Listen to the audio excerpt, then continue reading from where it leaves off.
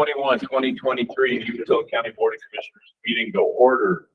I pledge allegiance to the flag of the United States of America and to the republic for which it stands, one nation, under God, indivisible, with liberty and justice for all. Thank you, everyone. As always, I need to remind everyone that this meeting is being recorded, and it also has a virtual option and an opportunity to testify online. Also like to remind everyone that if you have comments to make on anything not on the agenda, please try and hold your comments to 3 minutes. Please give your name and your address so that we have that on the record. And any public comment will be at the beginning of the meeting before we get into the business items. At this time, awards, recognitions, and correspondence. Commissioner Timmons. I just want to call out all of our youth athletic teams. Mac High boys soccer won the state, the state champions. And I know Echo, I think is going for the state championship, and so is yeah. There's some strong teams, including the different cross-country teams and others. It's been a great year for Umatilla County and their schools, for sure. Commissioner Schaefer. No, I do not. Thank you. I do. This comes from Captain Karen Primer in the dispatch.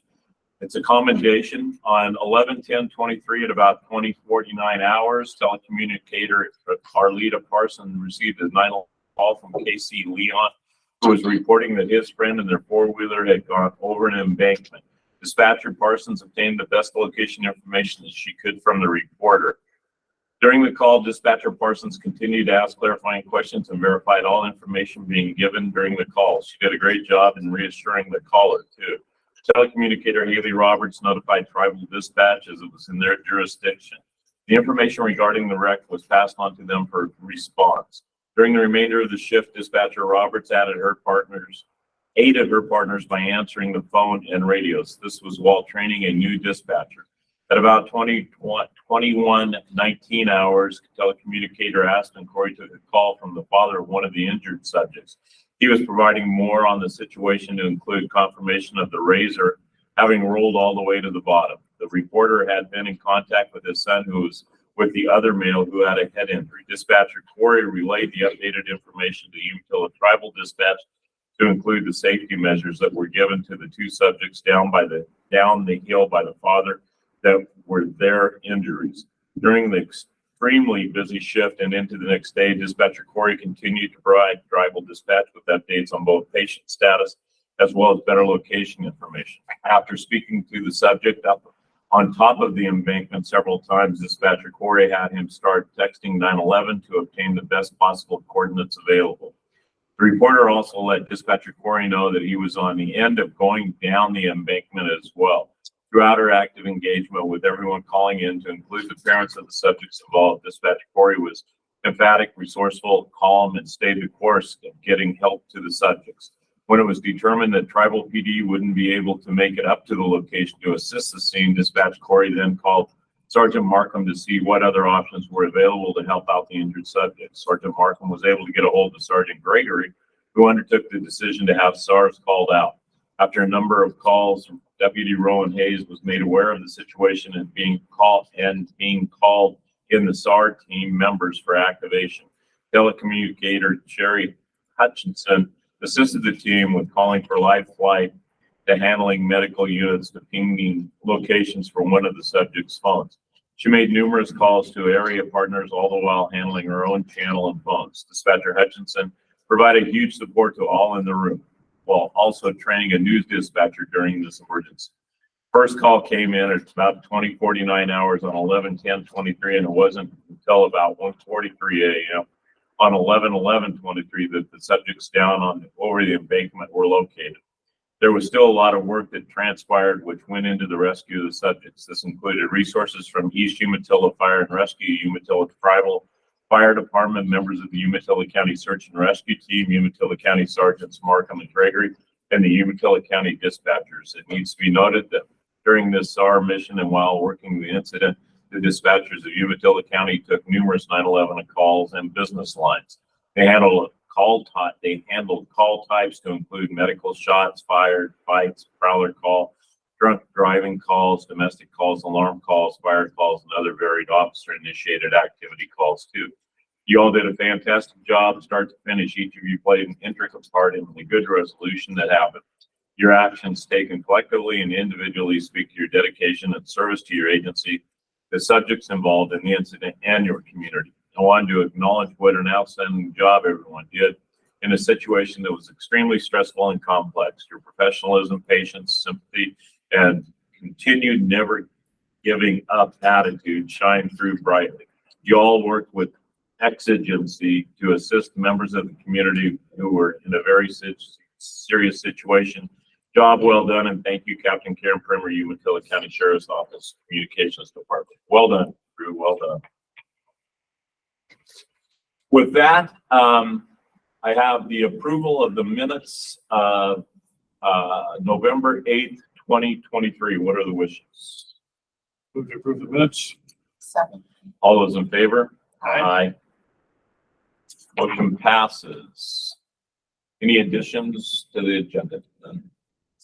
Public input and recognition of visitors. Any public comment? Come on up to the podium. My name is Dave Price, 80488 Server Road, Athena. This is the age-old subject that we've been talking about now for a year and a half, and that has to do with Nolan Hills. And a lot of this is a review, but I thought there was some issues in there that needed to be brought to light that have developed in the recent past.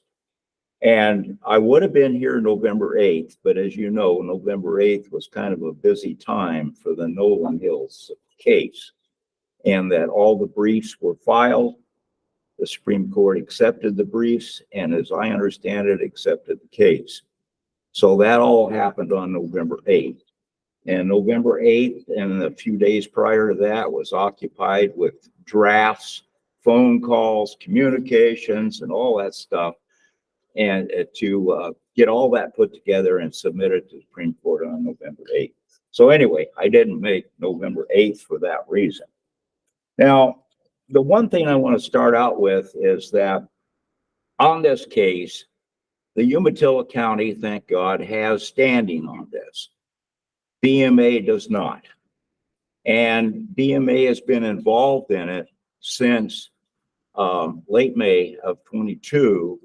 And we recognize that due to our conversations with the landowner and the applicant, that we took them at their word and we did not do what we should have done. And so consequently, we missed the boat. We don't have standing. Now, I want to start off with the thing that the county was appointed Special Advisory Council in October of 2017, I think it was. And in May of 22, submitted correspondence to FSEC in regards to the substantive criteria. And that was done by Bob Walder, Doug Olson, and approved by you. And good job. It was a very good document. And it was very important in this whole process is that it put this process into what they call track A. And the laws, I think, are very clear in relation to track A.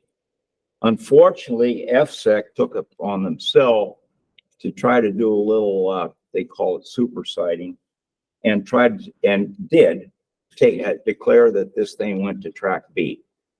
That's a totally illegal thing. It's been proven and legally tested in the Supreme Court. And probably you've heard of that case that was Save Our Rural Oregon, I think it is what it's called. And so that's been done as a totally illegal thing. The other thing that was thrown in, as I call it an end run, had to do with that they had originally put in the transmission source as the Stanfield, I think they call it Stanfield BPA line. And that was in there pretty much from the beginning. But then in the kind of, I guess you'd call it toward the end, they threw in this one that the Cottonwood transmission source that goes to the same place, but it goes through what they call 3 or more zones. The Stanfield did not go through the 3 zones, but this one did. So the deal on that is that if it's determined that it goes through more than 3 zones, then it makes it eligible to ignore certain applicable criteria. And actually, that is really throwing it at the wall type deal, as the line would be planned, built, and operated by Umatilla Electric, not the applicant. And the Cottonwood line would be 7 miles longer than the Stanfield line. And so it makes you wonder, well, why did they do this? And they did it because of the 3-zone law. Anyway, those are the 2 things that really kind of muddy up the water in this thing. Now, the one thing I want to talk about now in this thing is the challenge process. And the challenge process is designed to discourage challenges to FSEC on their decisions. And FSEC on this challenge thing it's a very complicated thing. It pretty much eliminates the average person or groups, and that it is such a large and cumbersome process that there is very few individuals or groups that could do it. And so thank you, county, for stepping up and doing that. The resources required to do this challenge just simply isn't available to the average person or group. It's a terrible thing, and hopefully it will be changed someday that will make it more accessible to what you'd say the average citizen. But at this point in time, it's not. This whole process is very large, it's very cumbersome, and it's very time consuming, and it takes resources from groups like Umatilla County that could well be spent elsewhere, but it's not. This is the way things are going right now.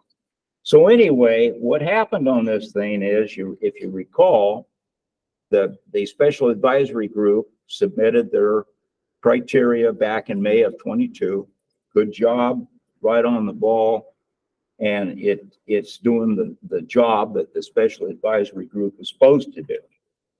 Now, the other thing that's happened here is that Blue Mountain Alliance has been involved in this thing since the very day we realized that we had messed up. And we did not get into this process as early as we should have. And so what we did then, is, of course, is come and talk to you and try to get convey all the support we could to you to follow through on this process. And this process was very long. We all knew that when we started, and it's very complicated. And fortunately, the Umatilla County went and hired one of the best land use attorneys available in Oregon. And I think if I remember right, the list is there's 4 of them. And the attorney you hired, Wendy Kellington, is one. And the attorney we hired, Dan Kearns, is another. So you've got both the top land use attorneys involved in this thing. And the other thing that happened, and I've talked to Doug about this before, is that Wendy Kellington and Dan Kearns are good friends, of course. You know, it's kind of a professional thing. And they're good friends. And Wendy and Dan, now Wendy did the majority of the work for the county, no question. But she did consult and use Dan to assist her in performing this thing. So you had two good land use attorneys involved in this thing. And that's nothing but good. It's the same old adage, you know, two is far better than one. And that's what happened in this case. Now, this didn't cost the county anything. Blue Mountain Alliance obligated themselves to support Dan Kearns in that effort. We felt we needed to do it, and we did it. Okay, so just to let you know that what we're looking at in this case is a result of both those attorneys. Now, the other thing that came up, and we've talked about it several times before, was the advantage and the need of getting other counties involved in this. And we've talked about it several times. And the group is Eastern Oregon County Association. And it's very important because all of this renewable energy stuff, the windmill stuff, is all on the east side. It's all Eastern Oregon counties. Western Oregon counties are not involved in that. I don't mean to be rude, but if you could work towards a kind of a conclusion, it'd be great. Okay. And what happened on this county thing, which is critical, is that certain individuals contacted Eastern Oregon counties, and I personally contacted Morrill County and discussed with them the situation of this case. And the first thing that came out is that in Eastern Oregon counties, not everybody was aware of what was going on. And then the second thing was, and this was true of Morrill County too, is they say, well, we don't have a 2-mile setback. Well, if we recall way back, we decided that the 2-mile setback is really not the point. The point was local authority and the land use plan regulations. And once that was clear, the counties then stepped in and filed friend of the court. And Dan Kearns took care of that for Eastern Oregon counties and also Morrill County and also BMA. So there's 3 friend of the court things in there. Those are very large briefs. If you get a chance to read them, you can. Very informative and so on and so forth. Anyway, what I wanted to do on that was to point out these individuals, whoever they are, that made the effort to contact these counties. We owe them a very large debt of gratitude. That's a very critical point. And I was kind of sweating it because I knew we had to get this done. Here we were in the last month, and it didn't appear that anything was happening. And then all of a sudden, things popped up with Dan Kearns being the attorney to do that work for them. And Eastern Oregon counties, as I understand it, when they voted on this thing, it was unanimous. So good job, and I really appreciate it. Now, there's one more thing I want to talk about before Dan runs me out of here, and that has to do with the SIP agreement. Now, the Nolan Hills SIP agreement, I got to admit, that thing slipped clear by me. I didn't realize what was going on until it was done, but it raises several questions.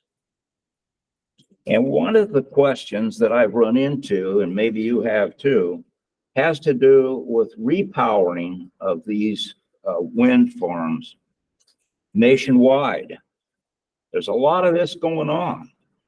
And in that SIP agreement, somebody had the foresight to, in section 1, address the repower possibility in SIP agreement. And to put in there the language to, if that happens, that the county has the authority to renegotiate what they call a 3 megawatt amount. Okay, good move. I don't know who did that. Good move. The next question I have for you is that we have already been through a repower project in Umatilla County in the Van Sickle statewide, whatever it is they call it now, but you know what I'm talking about. And the question then becomes, does that language exist in the SIP agreement for Van Sickle? Well, I think you need to check that out, because when they repowered this thing, they took 40, I think it was 48 turbines, took them clear of the ground and put all new turbines in place. I'm talking about the tubes and everything. They put it all in there. They had to raise the height of it about 10 feet of the tubes, about 10 feet. Then, of course, it's got different rotors. The rotors, it's basically about a third longer rotor than was on it before. And it went from 2.3 megawatts to 3.3 megawatts. Okay, is that language in the Van Sickle agreement about repowering? You need to check it out. Now, I talked to Doug a little bit about this. Doug said the length of the SIP agreement for Van Sickle is 15 years. They repowered and cranked it back up online in year 13. So you're still on the old agreement for 2 years. I think, and I mentioned, I think I mentioned this to you, Cindy, that you need to look into that and see what's going on. Is this same language there? And if it is, then you need to renegotiate, because now you're getting about a third more megawatts out of that thing than you had before. You need to look at that. Now, in this SIP thing, there's a lot of problems. And the other one is there's language in there that refers to it. There's no 2 mil setback on that one because it was done before that happened. But there's language in there regarding a setback for county roads. And I think you need to look at that, because the way the setback reads is 110% of the height of the turbine to the right-of-way line of a county road. Well, if you had one that complied with that at the beginning, which is questionable, but if you did, now you went and extended the height about a third, you're up there in the neighborhood of somewhere between 500 plus feet. Do you meet that setback anymore? Those are questions like that that needs to be asked in relation to that SIP agreement. Now, the one, going back to Nolan again, the one I'd like to pull out again is that section 4.8, where it talks about your good neighbor agreement. Well, I don't know where they finally settled as to how many non-participating landowners are involved in this thing. I really don't know. Maybe it doesn't really matter if it's one, if it's, or a dozen, it doesn't matter. But the point on the thing is that if you have a good neighbor agreement and the language in there is such that if the applicant meets this good neighbor agreement thing, then it's approved as compliance. Well, what if one person doesn't do it? What are you going to do then? See? And so there's a lot of questions there. The other thing is, and I'm still hammering on this business, about the good, you can call it a good neighbor agreement, a waiver, or whatever you want to call it. It requires an elected official to make the decision, not the applicant and not the non-participating landowner, but the elected official. Now that stems from court cases that we had some 10, 12 years ago, is where that came from. in that when we were developing the new ordinance, the subject of a waiver came up. See, and a waiver's been used. That was pretty common, really. You take like Van Sickle, waivers were used all over the place in Van Sickle. See, but this came up in the court cases that was involved with the new ordinance. So the question is okay, you have two. Do you consider the SIP agreement then to meet that business about the elected official approval? If that's the case, then you've got it. The other thing that's hanging out there is, did everybody agree to a no good neighbor agreement? That's another question. And so those are the things I wanted to throw out. This repowering thing is going to be a very big deal. I can see it coming. And the only reason that this state line Van Sickle thing, which there will be more of that on that. But the first part of that project is over 20, 30, almost 30 years ago. So the base would not be engineered such for repower, but a lot of the other stuff would. Okay. Dan's going to kick me off the line here, and that's fine. Well, you turned 3 minutes into 25, so Did I? job on you. Sorry about that. I'll apologize to whoever is impacted by We'll that. give another 3. Okay. I appreciate your time, and I wanted to make those points to you. And the bottom line on this thing is yes, there's a lot of time, there's a lot of resources that could well be spent elsewhere. But thank you for stepping up and meeting the challenge. Thank you, Dave. Thanks. Thank you. All right. Any other public comments? Seeing none, let's. See, Dan, I didn't step on anybody. No, you didn't. I didn't. Thank you. Thank you, Dave. Bye. Thank you. We'll go ahead and start the agenda, the closeout of the CDBG grant. Okay, this is a time scheduled for a public hearing. This public hearing is to allow any member of the public to appear and discuss or give any comments regarding the community development block grant that was received that provided food assistance to the Agape House. It has been published in the East Oregonian as well as posted on the county website. Anyone can show up to provide any comment regarding the project or how the county did in performance of the contract. This time I'll open it up to a public hearing. Any comments in opposition to closing out of the CDBG grant for the Agape House? Seeing none. Anyone in favor of testifying in the closing out of the CDBG grant for the Agape House? Seeing and hearing none. Anyone neutral want to testify on the closing out of the CDBG grant for the Agape House? Hearing none, the public hearing is closed. And that's really all they needed to do. There wasn't any official action to take. It's just a matter of one of the criteria for the grant. So thanks. Thank you. Homeland Security Grant. I think Mr. Dolan will be testifying. Good morning, Commissioners. Sage Long, Umatilla County Emergency Management. The background here is exactly what was in the grant.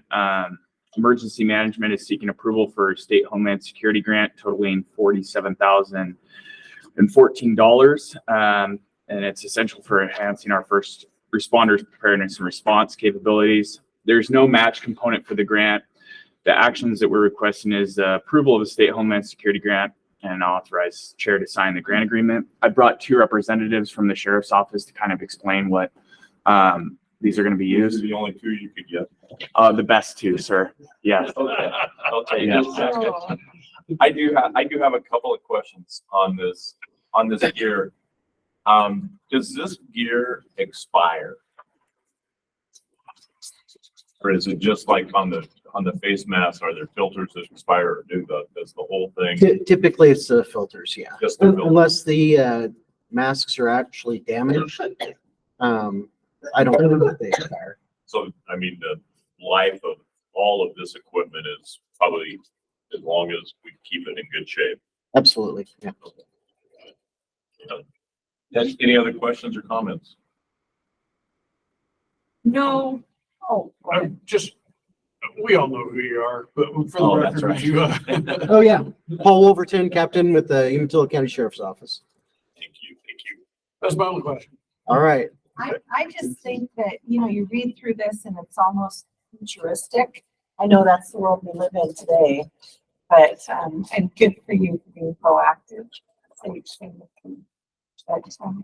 too bad we're in these times. But thank you. Agreed. Thank you. Thank you. Hopefully it's never used. Yeah. Hopefully. As almost Never used. everything you guys work with, I hope it's never used. But, thank you, Captain. Thank everybody safe for all the work on the ground. I like to see that kind of teamwork in the county. I think it's important. And it goes a long ways and other people see that too throughout the county. So thanks to everybody for nice teamwork. All right. Thank you, Commissioners. Chair, with that out, I've moved to approve the state homeland security grant and authorize chair to sign grant agreement. Second. There's been a motion and a second. All those in favor? Aye. Thank you. Motion passes. Next item on the agenda is the approval of slot for the payment for fuel costs for the 2023 fair. I'm probably the closest thing to testifying for that. It's just a request. It's a normal request. I know that Commissioner Schaefer mentioned that length in time to get it. I think it frustrates us all, but it's a vendor submitted invoice and it's to pay for the fuel for the generators. And one thing I do want to point out is this bill used to be in the $40,000 to $50,000 range before we got the permanent electricity put in and minimize the generators. Now it's down to basically go-karts, golf carts and very few generators. So as that bill's come down over the years, it's been nice to see. I'll make a motion for approval unless there's comment. Second. Got a motion and a second. All those in favor? Aye. Aye. Thank you.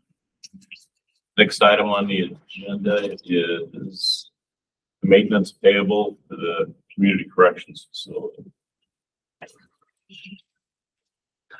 Okay, this is a payable referred to the board by the finance department because of the amount. This is to request approval to pay Unitech Communication for some additional cabling at the new community corrections facility in Hermiston. The amount of the payable is $17,089.14. Thank you, Doug. Chair, approval. Second. Got a motion and a second. All those in favor? Aye. Aye. Thank you. Motion passes. Next is a maintenance payable for the Stafford Hensel Center. Okay, this is the fire panel at the Stafford Hansel Government Center ceased working, and so it needed replacement. This wasn't a request for an emergency service, so that was why it's not previously approved by the board. This is a request to pay Costco fire protection for almost $17,000, $16,991. Chair, approve payment to Costco fire protection in the amount of $16,991. Second. The only question again is my normal question on this type of stuff is, does anybody have any idea what the warranty on that is? Yeah, I do. That is. Much. Thank you. Got a motion and a second. All those in favor? Aye. Motion passes. Next is a maintenance payable for lighting. Okay, this is a request to purchase some lights for the parking lot. This is part of the larger project to add it to the east parking lot. This is Slatercom WCD, and the request amount is $11,088 for the lighting.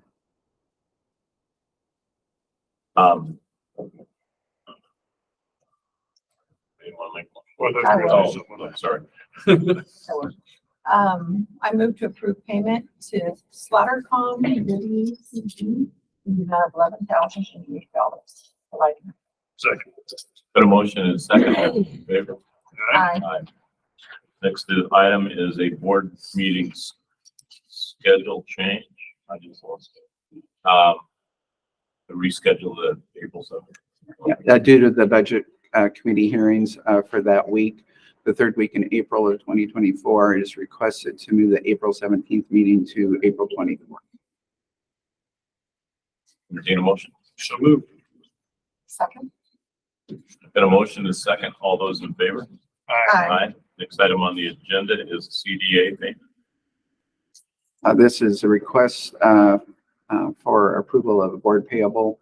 Also, because of the dollar amount, it's before the board. This is for Columbia Development Authority. It's for $6,209. There are two components to it. One is the usual portion that the county pays for the federal grant match. And then in addition, the 1/5 of the costs for the repairing of the security gate that was damaged earlier this year.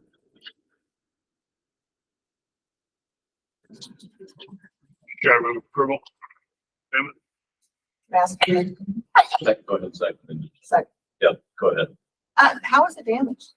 It was a high-speed pursuit. High-speed pursuit? It wasn't me. I know. I don't run that fast. Okay. So what no, So, it was a so high the speed. person that damaged the gate, are they paying anything? Hopefully that's being requested as part of restitution. Paid everything that they should pay. That they're liable for. Oh, Got a motion and a second. All those in favor? Aye. Motion passes. I'd like to open up a public hearing on a proposed ordinance number 2023-09. This is coming before the board to request an amendment in addition to the Umatilla County Code of Ordinances Code Enforcement Ordinance. What is being requested is to add specific provisions to allow the issuance of a administrative warrant. This would allow the code enforcement officer to request of the court a warrant to allow them to go onto property for viewing in the event that the property owner does not consent to it. Thank you. At this time, I'll take any comment in opposition to ordinance number 2023-09. Hearing or seeing none, at this time, I'll take all testimony in favor of adopting ordinance number 2023-09. Hearing none, seeing none, this time I'll take neutral comment on adopting ordinance number 2023-09. Hearing none, seeing none, I'll close the public hearing. Mr. Chair, since we're back in our regular hearing, our meeting, I would move to adopt ordinance number 2023-09. second. There's been a motion and a second. All those in favor? Aye. Aye. Aye. Motion passes. Thank you. Item on the agenda is supplemental budget. Sorry. So at this time, do I need to open up I need to reopen a public hearing and to consider budget transfers. Commissioners, Robert Paul, Budget and Finance Department, CFO. Before you are 11 supplemental budgets that are scheduled today. I'll read you a summary of those and be happy to answer any questions. Budget Order 2024-02, the 911 dispatch program requires a supplemental budget to appropriate funding not known at the adoption of the budget. This requires an increase in transfers in of $319,645 and an increase in personnel services of $319,645. Budget Order 2024-07, Court Security Program requires a supplemental budget to appropriate funding not known at the adoption of the budget. This requires an increase in transfers in of $637 and an increase in personnel services of $637. Budget Order 2024-10, Fairgrounds Improvement Program requires a supplemental budget to appropriate funding not known at the adoption of the budget. This requires an increase in beginning cash of $1 million and an increase in materials and services of $1 million. Budget Order 2024-11, School-Based Health Centers. The Wellness Program, Wellness Hubs Program requires a supplemental budget to appropriate funding not known at the adoption of the budget. This requires an increase in federal revenue of $68,000 and an increase in materials and services of $68,000.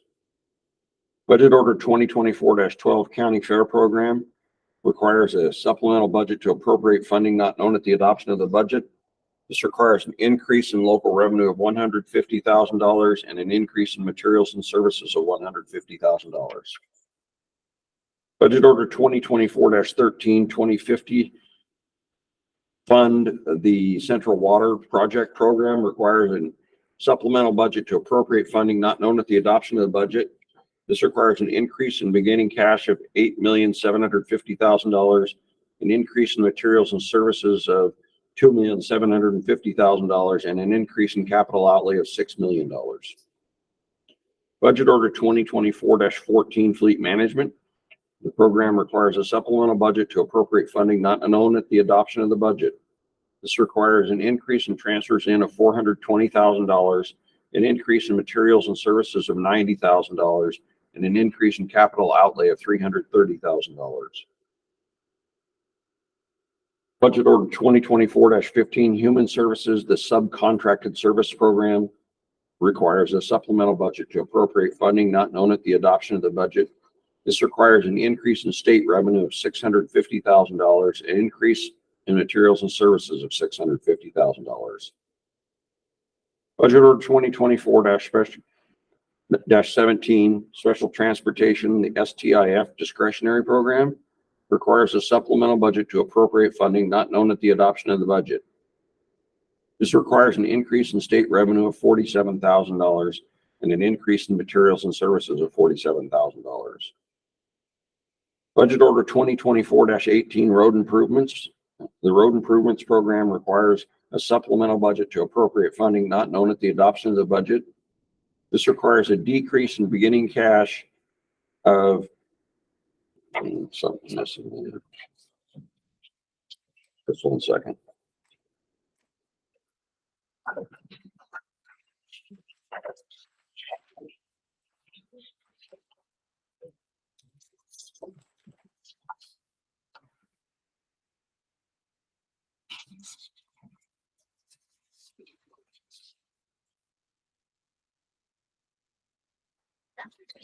Just 1 minute, I'm sorry.